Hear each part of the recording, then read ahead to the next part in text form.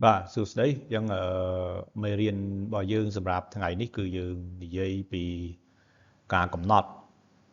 tạ sinh nhá này rộp sinh nhá cầu vá xa thiền chậm là bạn ấy tha dư bạn ấy tha đầm nắm bao dương khóa số tàu về trình sinh nhá bị mất và khóa phô xoa tàu về trình sinh nhá bị mất là lừa lẫn lừa play là bị mất rồi ở dương lấy lô đặt bình thải và chẳng mê riêng ní cứ miên ởក្នុងវគ្គបច្ចេកទេសធ្វើមេជីនិងដាំបន្លែផ្លែឈើមេរៀន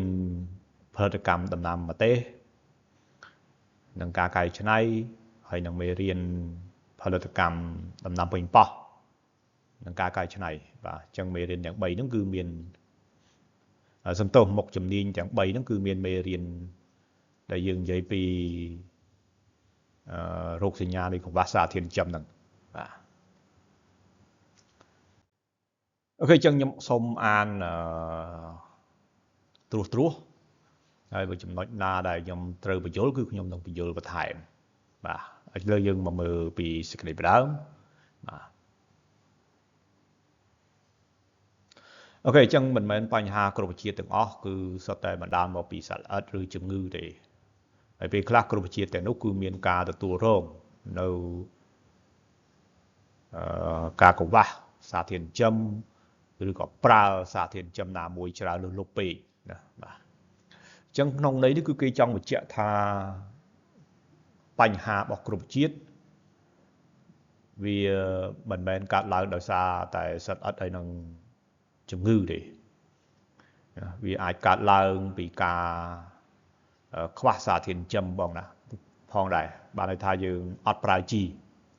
ឬក៏ប្រើដែរតែប្រើអត់ត្រូវរឿងអត់ត្រូវនឹងដំណាំត្រូវការបាទប្រើដែរតែប្រើតិចបាទឬក៏ច្រើនលើសលប់ពេកគឺវានឹងចេញសញ្ញាឲ្យយើងដឹងបាទហើយសញ្ញាហ្នឹងពេលខ្លះគឺស្តៀងនឹងរោគសញ្ញានៃជំងឺអញ្ចឹងពេលខ្លះយើងពិបាកដែរបាទអញ្ចឹងហើយបានមានសិក្ខាកាមមួយចំនួនតែងតែថតសួរខ្ញុំបាទថតសួរតានេះខ្វះជីអីខ្វះអីណាបាទអញ្ចឹងធម្មតាគឺខ្ញុំទទួលស្គាល់គឺយើងពិបាកក្នុងនាមយើងជាអ្នកបច្ចេកទេសគឺយើងពិបាកវិនិច្ឆ័យភ្លាមថាដំណាំហ្នឹងវាកើតអីបាទអញ្ចឹងហើយបានជាខ្ញុំតែងតែសួរពីឫសគល់នៃការដែលយើងចាប់ផ្ដើមដាំបាទឧទាហរណ៍ដូចជាសួរពីបញ្ហាដីបញ្ហាទឹកអាកាសធាតុបាទហើយបញ្ហាដីហ្នឹងគឺឲ្យយើងមើលលើ pH តើ pH របស់យើងហ្នឹងដាំហ្នឹងវាត្រូវជាមួយ pH ដែលដំណាំហ្នឹងត្រូវការអត់បាទសួរដេញដោលអញ្ចឹងបាទអញ្ចឹងក្នុងនាមបច្ចេកទេសអ្នកបច្ចេកទេសយើងមិនអាចទៅឆ្លើយភ្លាមថាគ្រប់ជាតិមួយហ្នឹងកើតអីទេឧទាហរណ៍វាចេញស្លឹកលឿងអញ្ចឹងណាសួរថាកើតអីបាទជំងឺក៏អញ្ចឹងខ្វះសារធាតុចិញ្ចឹមក៏អញ្ចឹងបាទអាកាសធាតុក្តៅពេកក៏អញ្ចឹងណាអញ្ចឹងយើងត្រូវសិក្សាពីឫសគល់ដើមតោងរបស់វាតើវានឹងមកពីណាបាទរហូតទៅយើងហ៊ានចេញសេចក្តីសន្និដ្ឋានថាវានឹងគឺកើតអីឲ្យពិតប្រាកដបាទដូចពេទ្យម្នាក់អញ្ចឹងណាដូចពេទ្យម្នាក់ណាបាទមិនមែនទៅប្រាប់ពេទ្យថាឈឺពោះពេទ្យវាយថ្នាំឈឺពោះហ្មងមិនមែនទេជួនកាលវាអាចពាក់ព័ន្ធជាមួយកាពះជាមួយពោះវៀនរបស់យើងអញ្ចឹងហើយត្រូវធ្វើរោគវិនិច្ឆ័យឲ្យច្បាស់លាស់ដើម្បីដាក់ថ្នាំទៅត្រូវ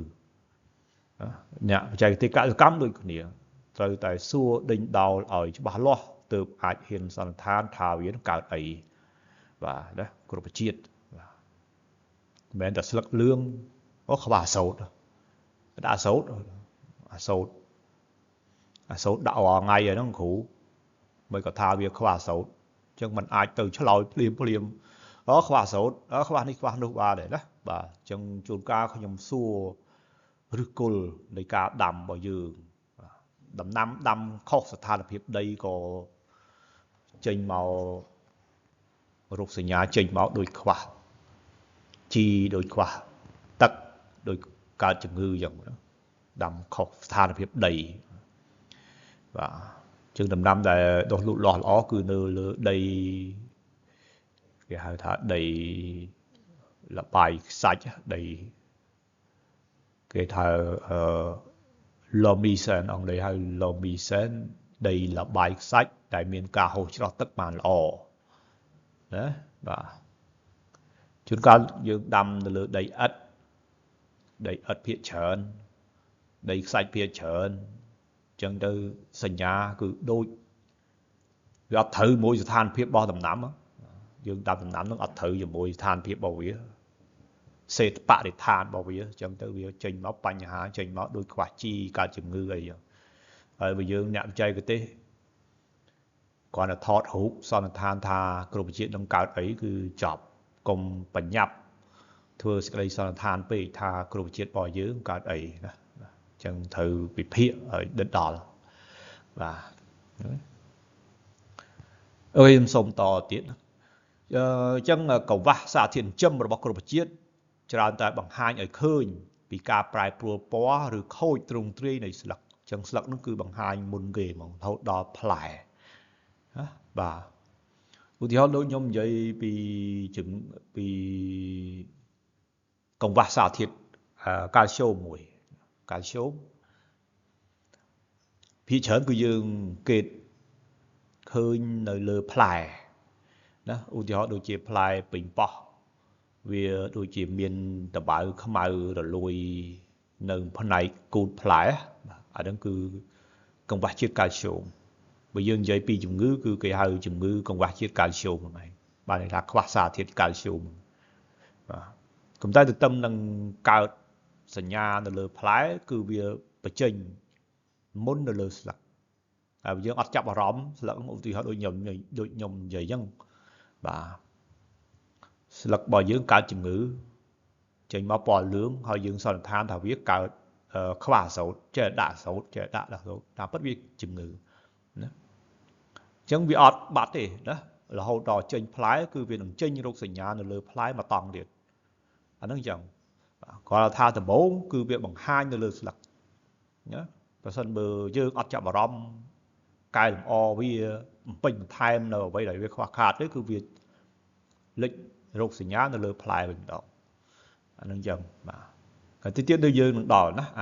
ជំងឺកង្វះជាតិកាល់ស្យូមយើងដល់សារធាតុកាល់ស្យូមគឺយើងនឹងនិយាយពីវាម្ដងទៀតបាទអូខេអញ្ចឹងព័ត៌មានខាងក្រោមបង្ហាញពីបញ្ហាដែលអាចនឹងកើតមានមួយចំនួនណាប៉ុន្តែពេលខ្លះបញ្ហាជាច្រើនមានរោគសញ្ញាស្រដៀងគ្នាណាហើយជួនកាលក៏មិនរួមបញ្ចូលរវាងជំងឺហើយនឹងសញ្ញានៃការកង្វះជាតិ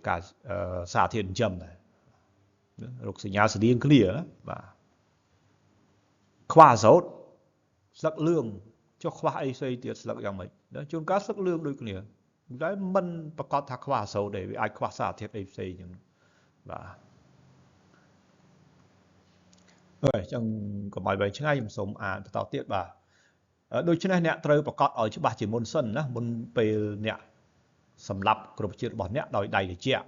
បាទន័យថាវាកើតជំងឺហើយយើងចេះថាវាខ្វះកាល់ស្យូមចេះដាក់កាល់ស្យូម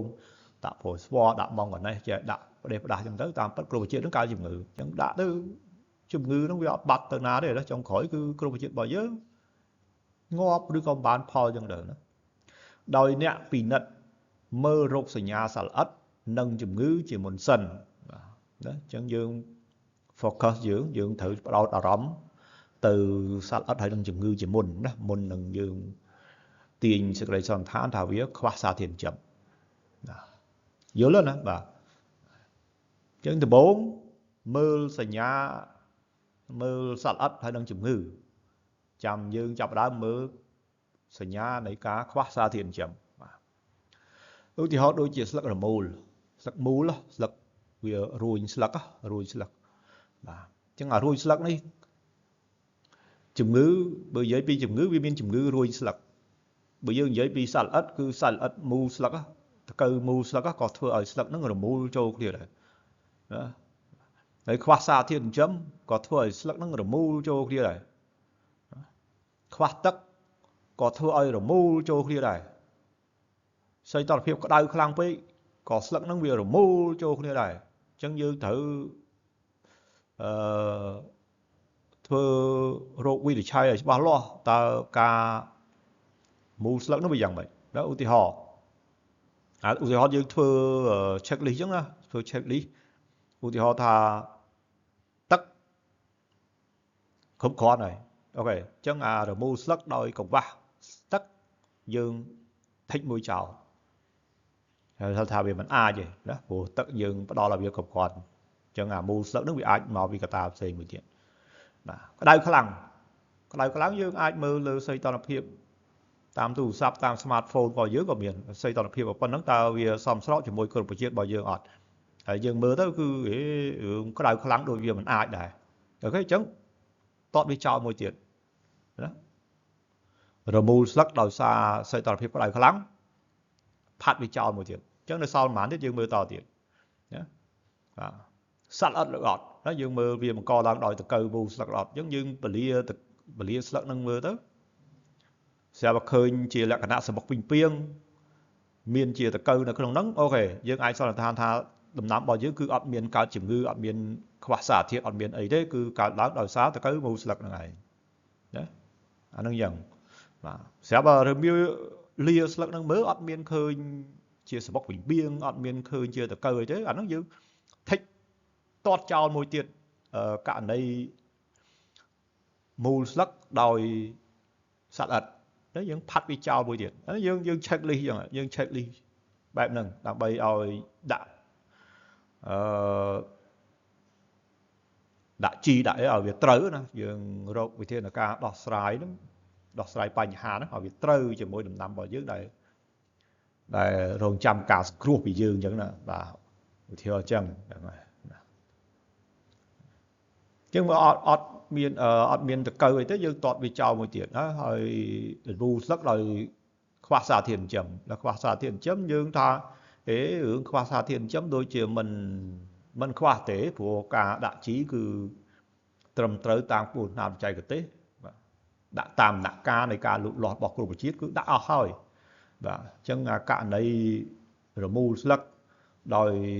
ខ្វះសារធាតុចិញ្ចឹមដូចជាអត់ទេអញ្ចឹងយើងតតវាចោលមួយទៀតណាតតវាចោលមួយទៀតអញ្ចឹងចុងក្រោយគឺវាសល់តែមួយឯងណាគឺដំណាំរបស់យើងគឺកើតជំងឺរួញស្លឹកហ្នឹងហើយណាឧទាហរណ៍យើងប្រៀបធៀបជាមួយដំណាំដាំនៅក្បែរខាងដាំនៅក្បែរវាដាក់ជីដាក់អីដូចគ្នាសីតុណ្ហភាពអីស្ថានភាពដីអីដូចគ្នាទាំងអស់ស្រាប់តែមានតែមកដើមនេះដែលរួញស្លឹកខុសគេអូខេអាហ្នឹងវាចូលករណីជំងឺ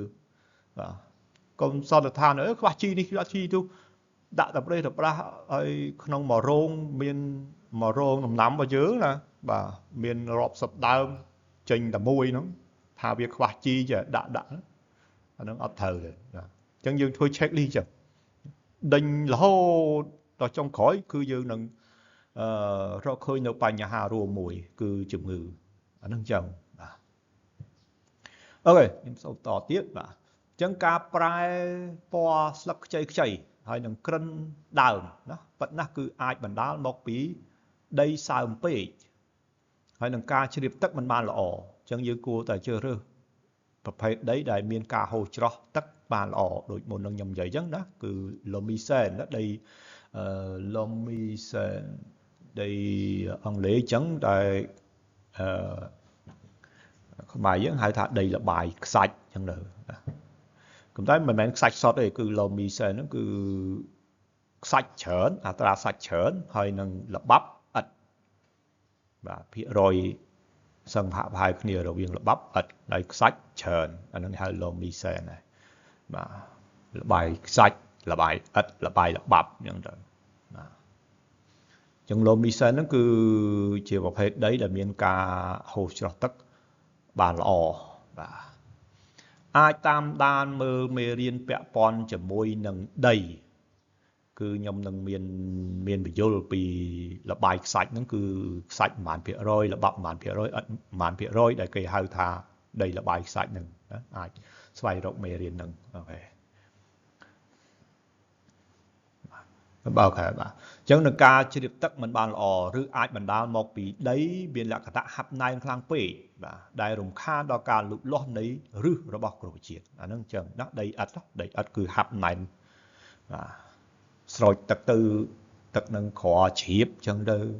và thử thứ ngay đây nó bật có hai hấp đăng rư về một bạn chặt và bọn rư về một bạn không ca chặt cho khổm chân đất đây cục chiếc bò dưỡng có trình rục xì nhà ọt lò đây ok phiếp từ chẹ đừng có đau khăn nâng mình thôi ca lụt lo là bò cục chiếc nâng miễn ở chỗ đó ca trình ca cả đã play chúng ca ọt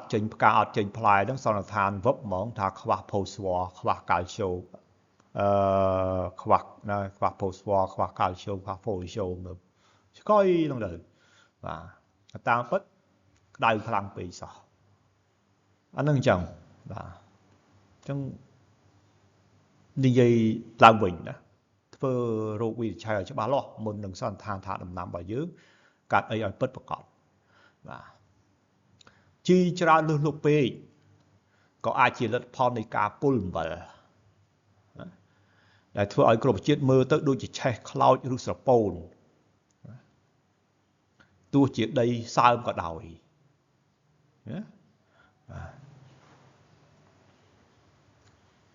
chỉ chởn bế chạy đã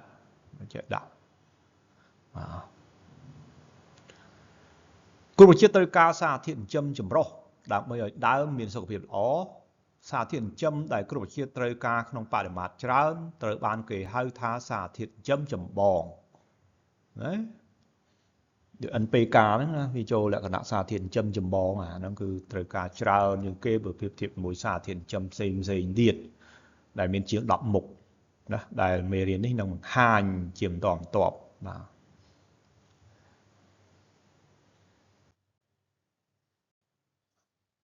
xa thiện châm chấm bò nó bọc cột chiết miền đôi chia sầu nữa ẩn nấng đó và potassium cá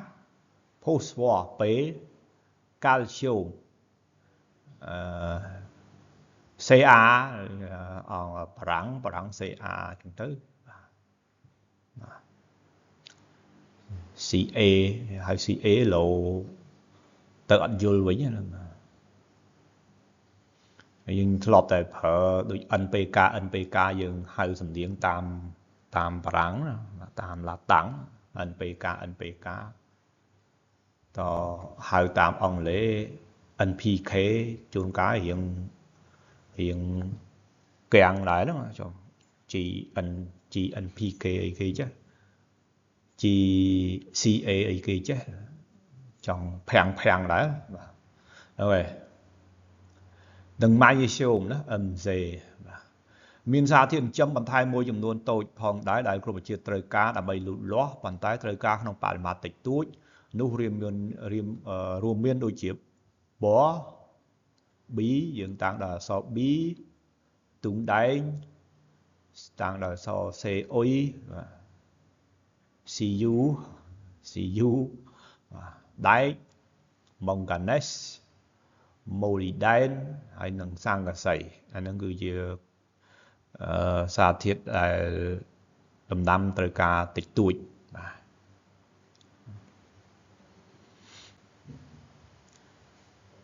xa thiên châm tiếng nút tới ban sụp đòi rư ta mà dạ tắc đó đó là miền tắc ban với ai chôn tới đào bàn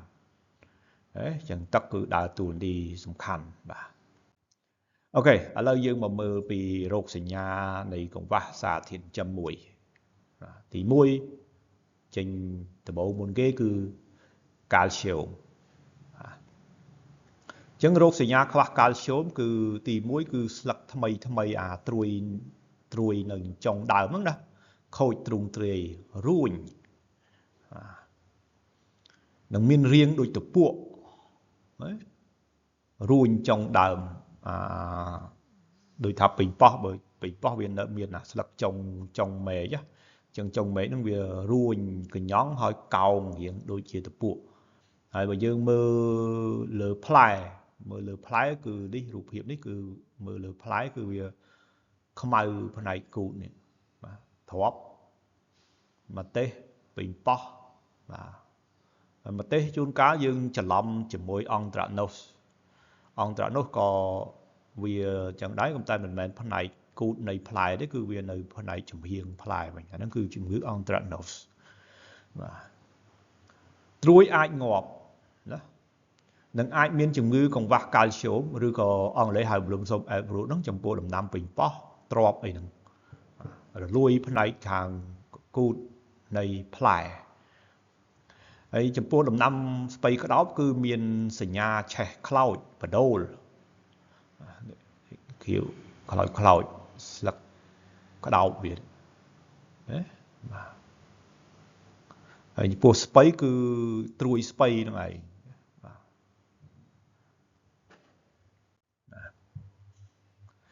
អូខេអញ្ចឹងបើសិនបើយើងដឹងថាដំណាំរបស់យើងខ្វះកាល់ស្យូមគឺយើងត្រូវតែដាក់កាល់ស្យូមឲ្យវាហើយសមត្ថភាពដែលយើងប្រើដើម្បីបានកាល់ស្យូមទៅឲ្យដំណាំនោះគឺសមត្ថភាពទាំងឡាយមកដែលមានពាក្យថាកាល់ស្យូមណាកាល់ស្យូមឬកាល់ស្យូមហ្នឹងឧទាហរណ៍ដូចជាកាល់ស្យូមស៊ុលហ្វាតឌីហ៊ីដ្រាតកាល់ស្យូមហ្វូលហ្វាតឌីហ៊ីដ្រាតឬយើងហៅថាជីបសាំបាទហើយខាងខ្ញុំមានលក់ដែរជីបសាំណាបាទ1គីឡូ4មួយ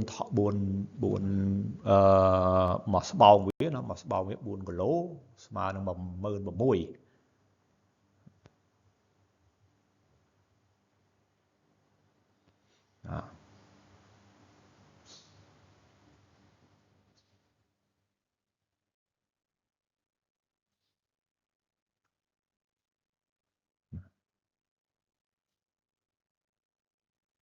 ហើយឬតិចមិញបាទជាស្រ័យបាទមួយទៀតគឺកាល់ស្យូមនីត្រាតបាទកាល់ស្យូមនីត្រាតនេះក៏មានសមាភាពកាល់ស្យូមមានជាង 18% ផងដែរបាទកាល់ស្យូមនីត្រាត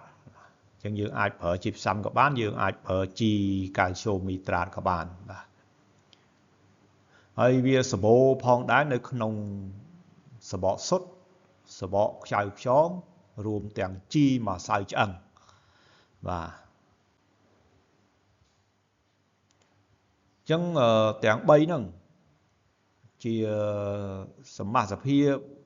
សារធាតុចិញ្ចឹមដែលយើងដាក់ទៅឲ្យដីទៅគឺវានឹងផ្ដល់នៅសារធាតុកាល់ស្យូមទៅឲ្យដំណាំបាទហើយខ្ញុំសូមតទៅទៀតបាទទី2គឺអាសូតណាអាសូតអញ្ចឹងរោគសញ្ញានៃកង្វះសារធាតុអាសូតគឺស្លឹកចាស់ពិសេសគឺស្លឹកក្បែរគល់ដើមប្រែជាពណ៌លឿងស្លឹកចាស់ក្បែរគល់ដើមណាក្បែរគល់ណាហើយយើងច្រឡំពេលខ្លះយើងអាចច្រឡំដែរថាស្លឹកហ្នឹងចាស់ស្លឹកចាស់អញ្ចឹងវាលឿងអញ្ចឹងហើយវាចិត្តជ្រុះបាទពេលខ្លះច្រឡំអញ្ចឹងដែរដូចដើមពេញប៉ោះណាអាស្លឹកចាស់កម្ពស់ប្រហែលជា2 តឹកពីដីហ្នឹងគឺហៅស្លឹកចាស់បាទហើយស្លឹកចាស់ហ្នឹងជួនកាលលឿងវារៀបជ្រុះអាហ្នឹងក៏លឿងដែរជួនកាលវាលឿងដោយសារខ្វះអាសូតអញ្ចឹងទៅអញ្ចឹងយើងត្រូវញែកឲ្យដាច់ពីកង្វះអាសូតហើយនឹងស្លឹកលឿងដែលវារៀបនឹងជ្រុះបាទទី1គឺខ្វះអាសូតហ្នឹងគឺដើមវាមែកស្លឹកហ្នឹងគឺវាខៀវសម្ងាត់ធម្មតាក៏ប៉ុន្តែស្លឹកវាលឿងហើយអាទំនងហ្នឹងពណ៌បៃតងធម្មតាហើយស្លឹកវាលឿងហ្នឹងអាហ្នឹងគឺខ្វះអាសូតហើយបើសិនជាទំនងហ្នឹងវាលឿងដែរដើមនេះវាលឿងដែរណាវារៀងលឿងក្រៀមដែរអាហ្នឹងបានន័យថាវាឈូសស្លឹកហ្នឹងវាចាស់វាឈូសជាលក្ខណៈធម្មជាតិរបស់វាណាអាហ្នឹងយើងត្រូវញែកឲ្យច្បាស់យ៉ាងដែរបាទស្លឹកថ្មីជាញឹកញាប់ប្រែជាពណ៌បៃតងស្រាលអាមិញនេះគឺស្លឹកលឿងស្លឹកចាស់បាទ ដើមអាចប្រែជាពណ៌លឿងលូតខ្ពស់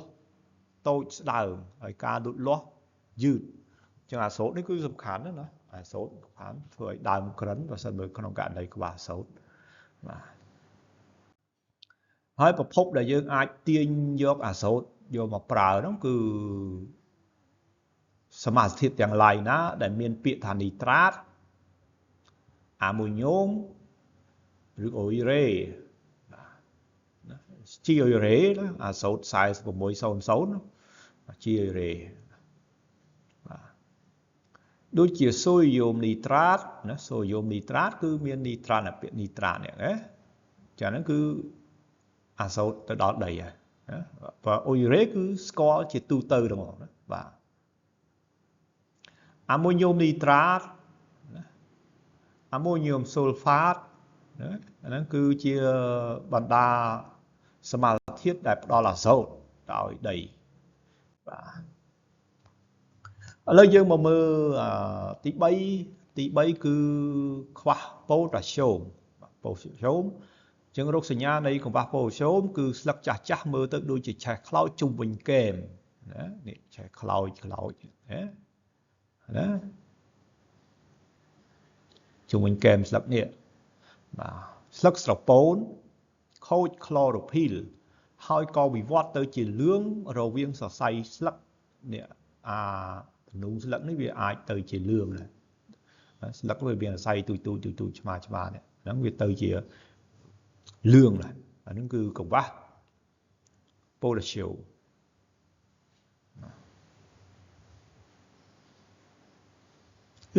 យើងមើល3នឹងកន្លងមកគឺរោគសញ្ញានៃកង្វះគឺស្តៀងគ្នាពេលខ្លះយើងក៏មើលតែមួយយើងអាចមើល2-3ចំណុចណាបាទស្លឹកចាស់ឆេះកោងឆេះខ្លោចជុំវិញកែមស្លឹកសពោនណា3ចំណុចហ្នឹង3ហ្នឹងយើងមើល2ទៅមើល2តាមដែលយើងចាំមើល2ហ្នឹងទៅបើក្នុងចំណោម3ហ្នឹងវាចូល2ហើយបានន័យថាខ្វះសារធាតុហ្នឹងហើយណា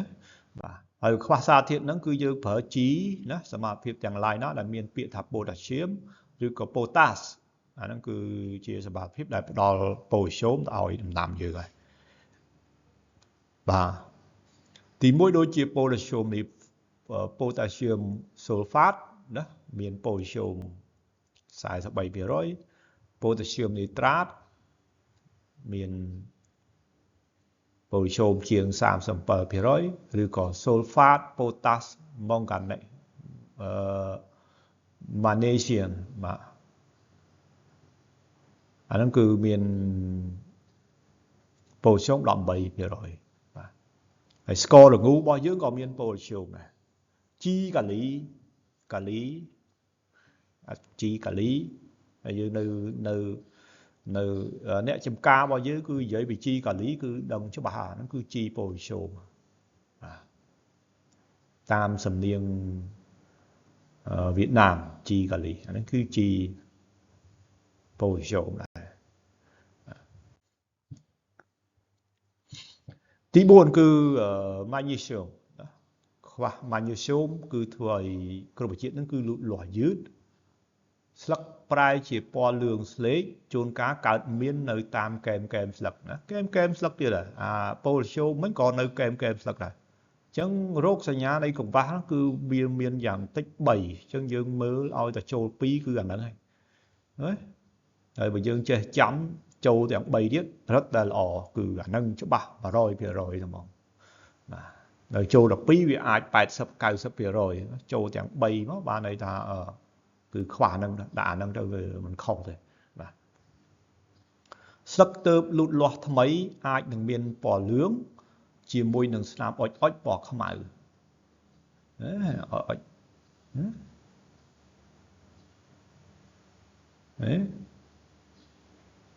ហ្នឹងគឺខ្វះម៉ាញ៉េស្យូមហើយខ្វះម៉ាញ៉េស្យូមគឺយើងមើលសមាសភាពទាំងឡាយណាដែលមានពាក្យថាម៉ាញ៉េស្យូមដូចជាអំបិល สมมตินึกลงแบบมาเชื่อมนั่นคือแบบlà dưỡng đại y dốt có ai miền mai siêu màผมคัดเอาแต่ดังฉบับทาดำน้ำบ่อเยอะกว่านึงแมนมายิเชื่อมโซลฟาดหรือก็มายิเชื่อมโซลฟาดนั่นคือจีจีดอสาthiền chấmมายิเชื่อม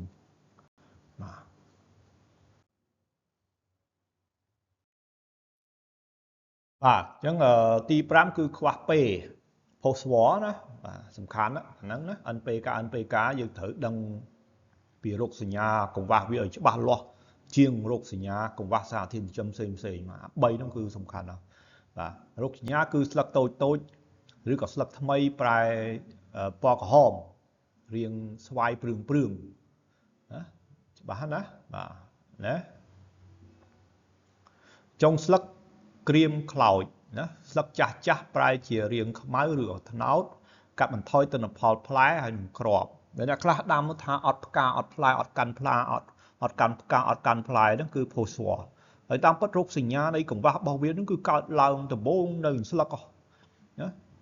គុំទន្ទឹងរងចាំមើលឲ្យតែឯងអត់ចេញផ្កាអត់កាន់ផ្កាអត់ផ្លែដឹងតែផូស្វ័រហើយជាជួនកាលហួសពេលហើយហ្នឹងដល់ដំណាក់កាលផ្លែហ្នឹងតាមពិតរោគសញ្ញាគឺវាចេញតាំងពីនៅស្លឹកហ្នឹងណាដាក់ឲ្យវាទៅវានឹងវិវត្តទៅជាកាន់ផ្លែកាន់ផ្កាអីជាក្រោយបាទកុំទន្ទឹងមើលរោគសញ្ញាលើផ្លែហ្នឹងហើយអូខេអញ្ចឹងប្រភពណាសមាភិបផ្សេងដែលមានពាក្យថាផូស្វាតដូចជា D អាម៉ូញ៉ូផូស្វាតយើងហៅថា GDAP ហ្នឹងណាបាទផូស្វ័រណាសម្បូរច្រើននៅក្នុងឆ្អឹងយើងអាចប្រើម្សៅឆ្អឹងណាម្សៅឆ្អឹងឬក៏ម្សៅជីសបកសុទ្ធអីហ្នឹងណាបាទម្សៅឆ្អឹងគឺផូស្វ័រខ្ពស់កាល់ស្យូមទាបសបកសុទ្ធខ្ចៅខ្យងអីហ្នឹងណាងាវសបកងាវអីហ្នឹងណាកាល់ស្យូមខ្ពស់ផូស្វ័រទាបវិញពីរហ្នឹងគឺវាជ្រះនេះបាទអញ្ចឹងផូស្វ័រអាស្រ័យខ្លាំងលើកម្រិត pH 6 កន្លះហើយនឹង 6.8 pH ដីបាទ pH អាស៊ីតផូស្វ័រអត់បំលែងនេះអត់មានទេនៅក្នុងដីទោះយើងដាក់ក៏វាអត់បំលែងដំណាំអត់ទទួលដែរបាទអាហ្នឹងគឺដីអាស៊ីតក្រោម4ក្រោម5ណា4កន្លះ4 3អីហ្នឹងហើយណាបាទអូខេទី6គឺ sulfur ណា sulfur ឥឡូវយើងមើលរោគសញ្ញានៃកង្វះជាតិ sulfur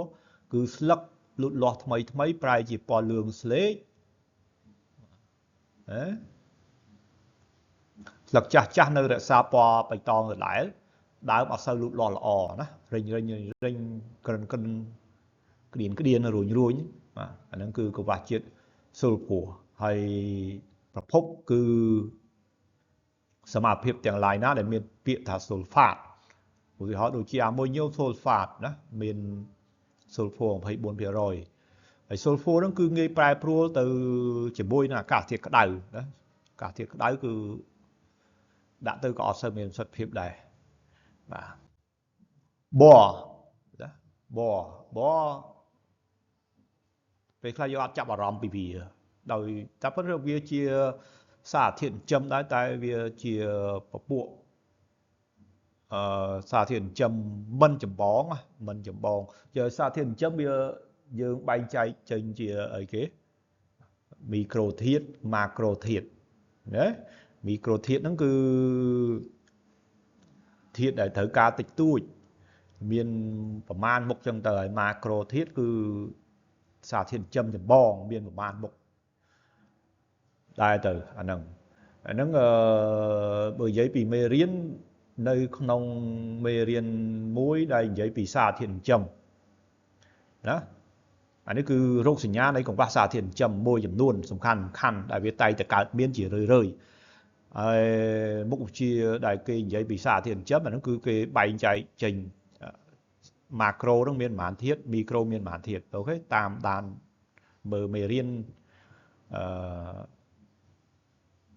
មេរៀនសារធាតុចិញ្ចឹមណាមើលក្នុងក្រុមបាទអូខេអញ្ចឹងបើដំណាំរបស់យើងខ្វះបរគឺឫសហើយនឹងដើមលូតលាស់ខ្សោយងាប់បន្លកហើយនឹងត្រួយណាបាទហើយប្រភពដែលមានពាក្យ đại miền xả thiệt bó nó cứ sầm mạp hiệp tiếng lai ná đại miền bịa thả bổ rạឬcó bổ rạ và bổ rạ sodium tetra bổ rạ và nó cứ miền bó đập môi phía rồi dương Việt Nam hay bổ rạ cái đạ nông mì đạ nông hạt ở sập đó và đây đấy chỉ đó và sodium polyborat đấy bịa bổ rạ chẳng ở miền bịa bổ rạ cứ miền xà thiền chấm bòi nó cứ miền một thầy môi phía rồi tung đầy đó đầm năm bao dương khoa tung đánh cứ thôi đàm khấn slắc miền rồi slắc ai prai gì tôn ruin hỏi ai chru đôi còn lầy nó cứ khoa tung đầy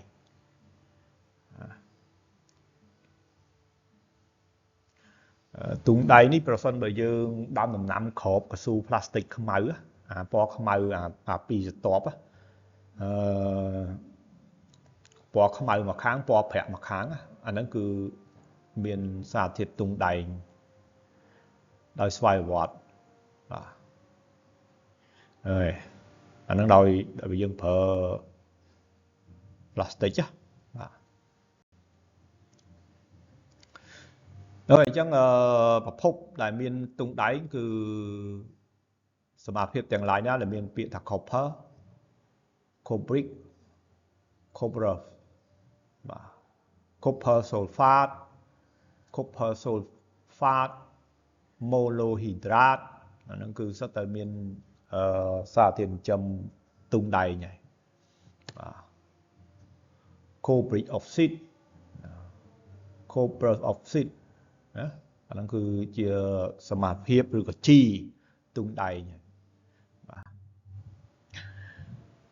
bà chấm pua mong gần này đó rốt sinh nhà đây còn bà chuyện mong gần đây cứ vừa cả lụt lọt đào nó dứt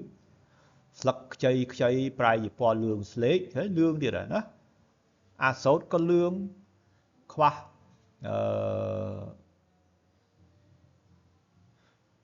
mong gần đây có lương khoa tung đầy mình nó còn lương đó chân dương nhớ ở đạch đó chân lương slug ở đó bo đại khoa mong gần đấy cứ tình núng nơi rẽ xa po bài to là đài đó việc prai tôi chỉ điên po lương nó trên pi tình núng mà biết khơi nhớ nghĩ tình núng cứ po bài to là đài tại chỉ lót tình núng nó cứ po lương nó cứ khoa mong gần này hơi có bằng to prai tôi chỉ po không màu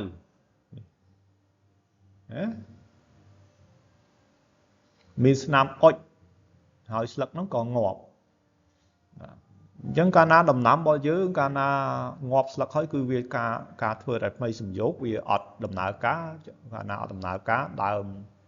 chập đào lụt lọt vàng lụt bạ lụt bẩn này anh đang chỉ chẳng tiên từ chẳng tụm hôm sực bẩn lót đừng phai thôi cho khóc pro đầy ở ca trên cá có ác hàn đó cá trên cá ác hàn chôn cá đặt post war đấy chúng ta nơi đầm miền nơi đã chọn cá chấm chôn cá với ai qua mong gần đây sẽ chẳng đại ngay một phút đại miền chiết mong gần đấy để dương ai vô màu đạo đầm nằm dương bán cứ sản phẩm phim tiền lại ná đại miền Việt Nam mong gần đấyឬក៏ manganese បាទ manganese sulfate manganese carbonate manganese oxide អាហ្នឹងគឺមានសារធាតុចិញ្ចឹម manganese ហើយបាទតទៅទៀតគឺ polydyne យើងតាំងដល់អក្សរ MO បាទស្លឹកចាស់ប្រែជាពណ៌លឿងឯត្រួយស្លឹកប្រែទៅជាពណ៌បៃតងស្រាលជារួមស្លឹកទាំងមូលប្រែជាតូចខុសពីទម្រង់ដើមស្លឹកតូចស្លឹកពេញប៉ោះចេញមកតូចល្អិតតែស្លឹកតូចល្អិតដើមពេញប៉ោះ cherry ស្លឹកវាតូចជាងដើមពេញប៉ោះធម្មតាទេអាហ្នឹងវាយើងសន្និដ្ឋានថាខ្វះ polydyne ក៏អត់ត្រូវអញ្ចឹងដូចខ្ញុំនិយាយពីខាងដើម ពីខាងដើមអញ្ចឹងណាធ្វើរោគវិនិច្ឆ័យឲ្យច្បាស់លាស់បាទទើបយើងអាចសន្និដ្ឋានច្បាស់ថាដើមរបស់យើងបណ្ដាលមកពីអីហេអញ្ចឹងប្រភពដែលផ្ដល់ម៉ូលីដែនទៅឲ្យដំណាំគឺសមាភិបទាំងឡាយណាដែលមានពាក្យថាម៉ូលីដេតឬក៏ម៉ូលីឌិកបាទឧទាហរណ៍សូឌីយ៉ូមម៉ូលីដេតបាទហើយមានជាប្រភេទទឹកគឺមានអាជីនេះណាមានម៉ូលីដេតជាង653ក្រាមក្នុង1លីត្របាទ molybdenum សំទោសបើសិនបើខ្ញុំអានខុស3 បាទ molybdenum 3 oxide បាទនឹងមាន3ក្រាមក្នុង1លីត្របាទកង្វះសារធាតុណាកង្វះសារធាតុ molybden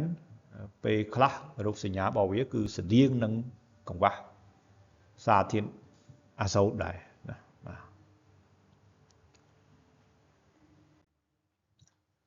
សង្កសីណាសង្កសីស្លឹកលូតលាស់ថ្មីប្រែជាពណ៌លឿងណាលឿងទៀតនៅចន្លោះសរសៃស្លឹកណាស្តៀងម៉ុងអានេះដែរចុងស្លឹករមូលចេញជារាងដូចផ្កាកន្លាបក្តោបរមូលខ្លោចបាទប្រភពសង្កសីគឺសម្បត្តិភាពផ្សេងដែលមានពាក្យថាសាំងសូលហ្វាតម៉ូណូហ៊ីដ្រាតសាំងអុកស៊ីតសាំងកាបូណាតអូខេអញ្ចឹងកង្វះសារធាតុចិញ្ចឹមសង្កសីអាចកើតឡើងដោយសារការប្រែប្រួលកម្រិត pH ដីបាទអានេះនៅក្នុងមេរៀនការមេរៀន GNPK ណា GNPK គឺមាននិយាយពី pH កម្រិត pH អញ្ចឹងអាចតាមដានមើលមេរៀន GNPK បាទនៅក្នុងនឹងគឺមាននិយាយពីកម្រិត pH ដីតើ pH ប្រមាណដែលវាប៉ះពាល់ដល់សារធាតុចិញ្ចឹមបាទហើយអូខេអញ្ចឹងប៉ុណ្ណឹងអញ្ចឹងមេរៀនហ្នឹងគឺមាននៅក្នុងមុខវិជ្ជាបច្ចេកទេសធ្វើមេជីនិងដាំបន្លែផ្លែឈើមុខវិជ្ជាផលិតកម្មដំណាំប៉េងប៉ោះនិងការកែច្នៃមុខវិជ្ជាផលិតកម្មដំណាំប្រទេសនិងការកែច្នៃអញ្ចឹងមេរៀនកង្វះសារធាតុចិញ្ចឹមហ្នឹងគឺមានក្នុងមុខវិជ្ជានោះដែរបាទអញ្ចឹងបើមានចម្ងល់បាទនេះគឺបណ្ដាលមេរៀនដែលមាននៅក្នុងនៅ Nasto Center បាទបណ្ដាមុខជំនាញដែលមាននៅក្នុង Nasto Center ចង់ចាប់អារម្មណ៍រៀនវគ្គណាមួយអាចតាក់ទងលេខទូរស័ព្ទខាងក្រោមហ្នឹងបាទអូខេអញ្ចឹងសម្រាប់អ្នកដែលមានចម្ងល់ពិសេសគឺអ្នកសិក្ខាកាមវគ្គធ្វើជីនិងដាំបន្លែផ្លែឈើណាសិក្សាជាលក្ខណៈអនឡាញសិក្សាផ្ទាល់ដែលមានវត្តមាននៅក្នុងក្រុមបាទមានចម្ងល់អាចតាក់ទងសួរតាមលេខទូរស័ព្ទមានស្រាប់នៅក្នុងហ្នឹងណា087 061 663 164ឬក៏071 663 164ហើយ9នៅកតុយបាទឬក៏តាម Facebook បាទអនសាន JP មាន profile បែបនេះបាទអរគុណ